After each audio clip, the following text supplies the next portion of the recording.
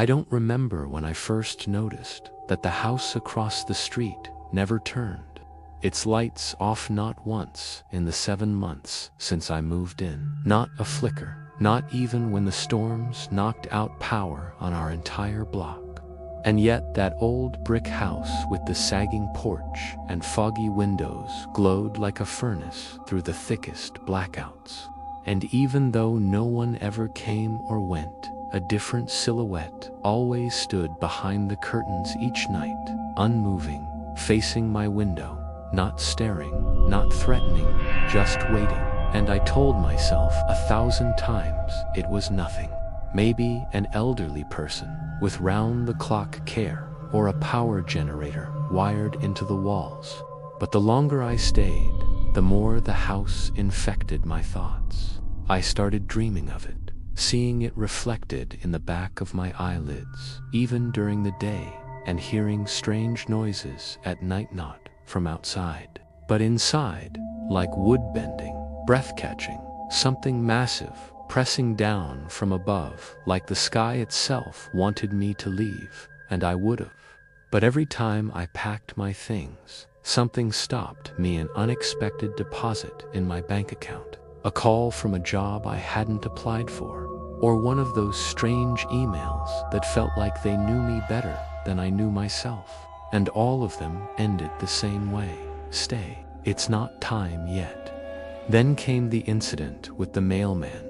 He stopped delivering mail to that house entirely, claimed the number didn't exist, showed me the digital records where the address had been wiped clean, like the city had deleted it from their grid entirely. And when I tried to ask neighbors, no one knew what I was talking about. They'd glance at the house like it didn't belong, like their minds blurred it out every time it came into view. And when I pressed harder, they'd change the subject or look at me with an unease that said, "Stop asking."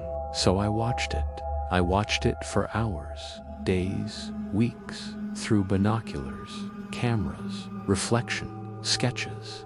I documented the exact time of day the curtain figure changed shape to 47 a.m. And every time it did, the temperature in my home dropped, my lights flickered, and I'd feel something crawl across my scalp like tiny hands brushing my skin. One night, I lost control and crossed the street, drawn by a sound so low it felt like it vibrated from the inside of my chest. And when I touched the handle of the front door, it was warm. Not room temperatural, live warm. The door opened on its own, and inside was a house I knew, my house. The furniture was different, older. The wallpaper was peeling in the exact same way as the crack behind my bed. But everything else was mine, just warped. And across the room stood someone in my clothes, with my eyes, who didn't move, just smiled, like they'd been waiting. I ran. I slammed the door. But when I looked behind me, the house was gone. Just the street, just the night. I woke up the next morning in my own bed, but the calendar said it was 2 weeks later. My fingernails were longer, my body thinner. My phone was full of photos I didn't take, all of them blurry, taken from inside the brick house, looking out at me. I quit my job, stopped leaving the house.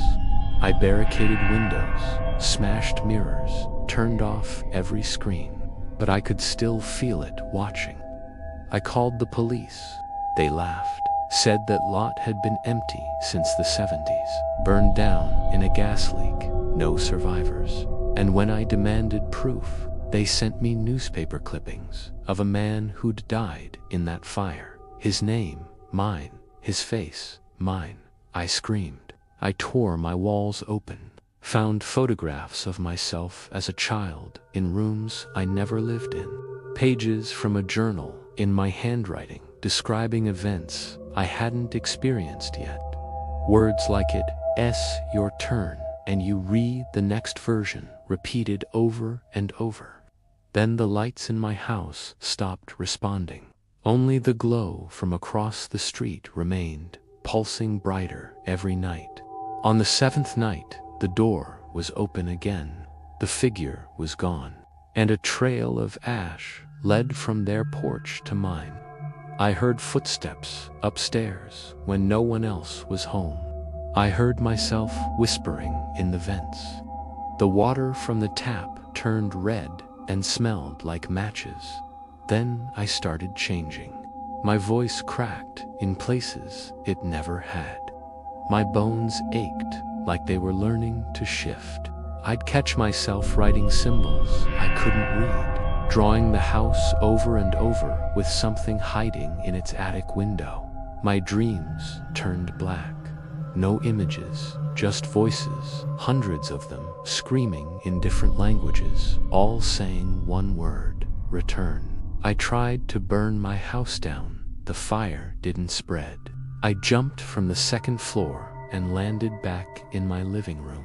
I took a video of myself begging for help and uploaded it, but every time I play it back, I'm not in the video, just the house, just the window. And now the view count rises, even when the video is private. The curtain figure has come closer each night. It's no longer behind the window, it's inside my kitchen. I see its silhouette in the fridge reflection. I hear it typing on my laptop when I close my eyes. My phone won't dial out. My family says I died years ago. My reflection doesn't match anymore. Today, I found a note under my door. You're next. When the curtain opens, don't run. That's how the last version failed. I don't know how much longer I have, but if you're seeing this, it means you've looked too long. You've seen through the curtain, and it's seen through you. It doesn't matter if you turn this off. The house is already across from yours now.